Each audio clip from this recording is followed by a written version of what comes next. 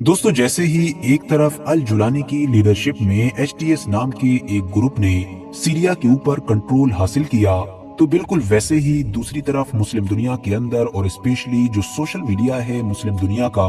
उसके ऊपर सुफियानी बादशाह की चर्चाएं शुरू हो गई। आप में से शायद कुछ लोग ऐसे होंगे कि जो ऑलरेडी जानते भी होंगे, और जो नहीं जानते हैं तो उनको जानकर शायद हैरानी भी हो कि जिस तरह से आज से लगभग 1400 और 1450 साल पहले ही नबी अलैहिस्सलाम ने आखिरी दौर में मतलब कयामत से पहले हजरत इमाम मेहदी के इस दुनिया में आने की खबर दी थी, और साथ ही साथ पैगंबर हजरत ईसा अलैहिस्सलाम की इस दुनिया में दोबारा वापसी की भी पेशनगोई की थी।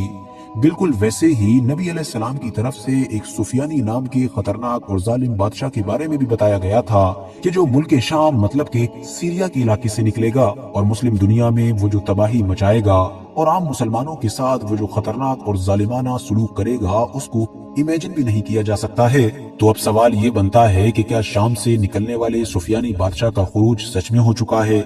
क्या सीरिया के अंदर जो अब एक नया चेहरा नजर आ रहा है, मतलब कि अबू मोहम्मद अल जुलानी, वही सुफियानी बादशाह है? कि जैसा कि सोशल मीडिया के ऊपर बहुत सारे लोगों की तरफ से अपने अपने लॉजिक के हिसाब से और अपनी अपनी दलीलों के हिसाब से दावा किया जा रहा है, तो अगर आप भी इसी सवाल का जवाब ढूंढ रहे हैं तो जाहिर है इसके लिए हमको सबसे पहले सुफियानी बादशाह को ही जानना होगा।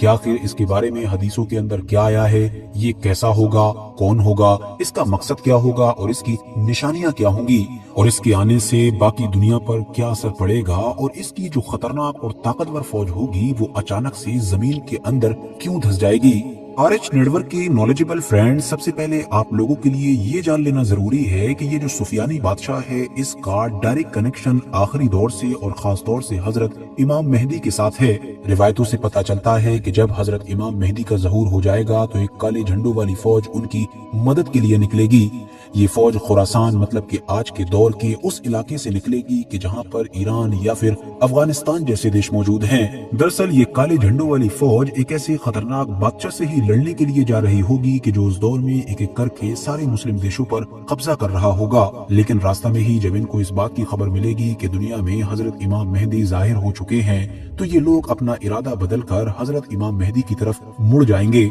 वहां पहुंचकर उनकी लीडरशिप को कबूल करके उनके हाथों पर बैत करके अब उनकी फौज में शामिल हो जाएंगे। हजरत इमाम मेहदी के जिनका असली नाम मोहम्मद होगा और जो आखिरी पैगंबर हजरत मोहम्मद सल्लल्लाहु अलैहि वसल्लम की नस्ल में ही पैदा होंगे, और जिनके बारे में निशानी के तौर पर यह भी लिखा गया है कि उनके चेहरे पर एक तिल होगा और वो इस दुनिया को इंसाफ और अमन से इस तरह से भर देंगे कि जैसे ये दुनिया पहले नाइंसाफी और जुल्मों सितम से भरी हुई होगी। वो एक एक करके बड़े बड़े शहरों को फतह करेंगे कि जिसमें फिलिस्तीन का बैतुल मुकद्दस भी शामिल होगा। उन्हीं के दौर में ही दज्जाल का फितना शुरू होगा और फिर दज्जाल को खत्म करने के लिए ही हजरत ईसा अलैहिस्सलाम की दोबारा दुनिया में वापसी होगी। उसके बाद हजरत इमाम मेहदी मुस्लिम रियासत को, जो दरअसल एक मुस्लिम खिलाफत होगी, उसको मक्का शहर से कंट्रोल कर रहे होंगे। तो उसी दौर में ही फिर सुफियानी फितना जाहिर होगा, मतलब मुल्क शाम का एक ताकतवर बादशाह हजरत इमाम मेहदी से मुकाबले के लिए अपनी ताकतवर फौज रवाना करेगा। मगर सुफियानी की ये बड़ी और ताकतवर फौज हजरत इमाम मेहदी तक पहुंच ही नहीं सकेगी। पहुंचने से पहले ही रास्ता में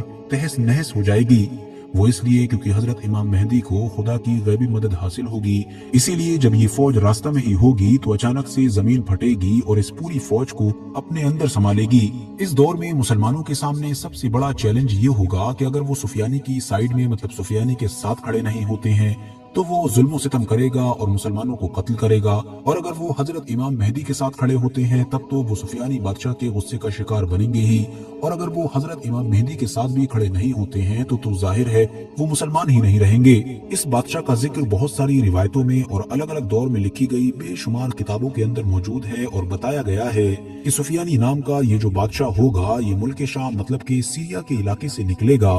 और ये बहुत ज्यादा जालिम होगा। इतना जालिम कि मार काट कत्लेआम में जर्रा बराबर भी नहीं सोचेगा। जिधर से गुजरेगा हजारों या लाखों की तादाद में लोगों को قتل कर डालेगा। इस सुफियानी को किसी की भी कोई परवाह नहीं होगी और इसके दौर में आम लोगों को तो कत्ल किया ही जाएगा। उनमें भी खास तौर से चुन चुन कर मुस्लिम उलमा को, मतलब कि मुस्लिम स्कॉलर्स को टारगेट किया जाएगा। इसी सारे जुल्म सितम के बलबूते पर ही ये बड़ी आसानी के साथ एक एक करके मुस्लिम इलाकों पर कब्जा करता चला जाएगा। हालांकि बाद में हजरत इमाम मेहदी इन सारे इलाकों को भी दोबारा फतह कर लेंगे। ये इंसान अपने सामने बोलने वाले हर इंसान को कत्ल करवाएगा। उन औरतों को भी नहीं बख्शेगा कि जिनके पेट में बच्चा होगा। अपने दुश्मनों को मौत की सजा देने के लिए उबलते हुए तेल में डलवा देगा। अपने मुखालिफिन को दर्दनाक सजाएं देने वाले इस सुफियानी का खुद का चेहरा भी बहुत ज्यादा डरावना और खतरनाक होगा। इसके चेहरे पर चेचक की तरह कुछ इस तरह के अजीबो गरीब दाने और दाग होंगे कि जिनको देखकर लोगों को महसूस हुआ करेगा कि मानो ये कोई काना इंसान है। सुफियानी के बारे में हजरत इमाम सादिक कहते हैं कि अगर तुम लोगों ने सुफियानी को देख लिया तो समझो कि तुमने उस दौर के सबसे गंदे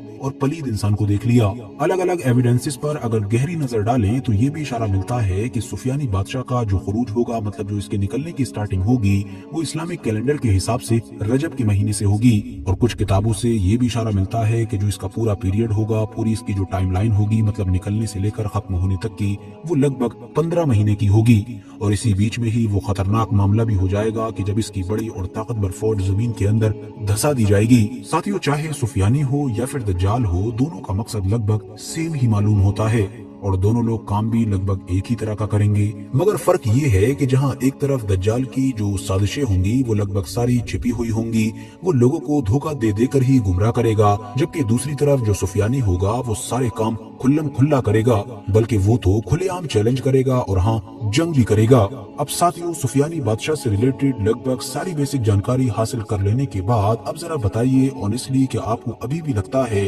कि मौजूदा दौर में सुफियानी बादशाह का खुरूज हो चुका है या फिर बिल्कुल होने वाला है? पर्सनली अगर मुझसे पूछा जाए तो जवाब है बिल्कुल नहीं। पहली वजह तो ये है कि सुफियानी फितने का जो खुरूज होगा वो बिल्कुल आखिरी वक्त में होगा, बिल्कुल कयामत के करीब होगा। और जाहिर सी बात है, हम कयामत के कितने भी करीब पहुंच चुके हों, लेकिन इतना करीब अभी नहीं पहुंचे हैं कि जहां पर सुफियानी का खुरूज हो। और वैसे भी सबसे बड़ी बात तो ये है कि उसके लिए हजरत इमाम मेहदी का जाहिर होना भी जरूरी है, जो चीज फिलहाल अभी तक तो नजर नहीं आती है। वैसे यहाँ पर यह भी बताता चलूं कि अभी कुछ साल पहले ही जब ISIS जैसे एक खतरनाक और जालिम आतंकवादी ग्रुप का इसी इलाके से खुरूज हुआ था, मतलब कि सीरिया और इराक वाले इलाके से, तब भी बहुत सारे लोगों की तरफ से ये दावे किए जाने लगे थे कि सुफियानी बादशाह का खुरूज हो चुका है। सिर्फ बात ISIS की ही नहीं है, बल्कि इससे पीछे भी अगर आप लोग जाएंगे 10 साल, 20 साल, 100 साल, बल्कि सैकड़ों साल, तब भी आप देखेंगे कि वक्त वक्त पर इस इलाके से या इसके आसपास के इलाके से जब भी कोई ऐसी ताकत निकली है कि जो खतरनाक हो, ताकतवर हो, तब बहुत सारे ग्रुप्स या लोगों की तरफ से इस तरह के दावे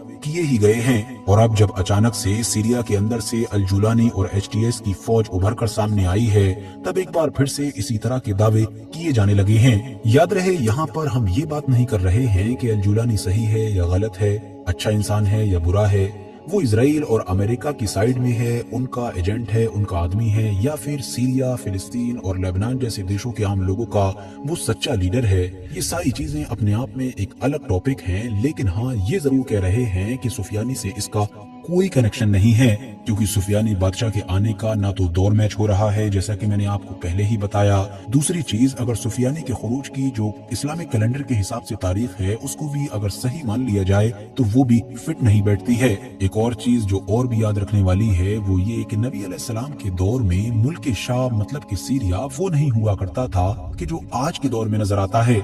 ये तो फ्रांस का बनाया हुआ है, वरना तो हम जानते हैं कि नबी अलैहिस्सलाम के दौर में, बल्कि उनसे भी बहुत पहले से और उनके बाद भी बहुत लंबे वक्त तक मुल्क शाम की, जिसको आप लोग आज के दौर में सीरिया कहते हैं, वो सिर्फ इतना सा नहीं था, बल्कि आज के दौर का लेबनान हो, जॉर्डन हो, फिलिस्तीन और इजराइल का पूरा इलाका हो और खुद सीरिया हो, ये सारा ही इलाका शाम कहलाया करता था। तो इसीलिए एक पॉसिबिलिटी ये भी है कि जब सुफियानी का खुरूज हो तो आज के दौर के एग्जैक्ट सीरिया की बजाय लेबनान, जॉर्डन या फिर फिलिस्तीन वगैरह के इलाके से हो जाए। उम्मीद करते हैं कि आज की इस वीडियो के जरिए से आप लोगों को सुफियानी के टॉपिक पर बहुत कुछ जानने और समझने को मिला होगा। मगर फिर भी इस मुद्दे पर आप लोगों की अपनी जो राय है कीमती वक्त निकाल कर कॉमेंट्स बॉक्स में जरूर मेंशन करें। वीडियो अगर इन्फॉर्मेटिव लगी हो तो लाइक करने के साथ साथ दोस्तों के साथ जरूर शेयर करें, और ऐसी ही नॉलेजेबल और हिस्टोरिकल वीडियोस हमेशा देखने के लिए हमारे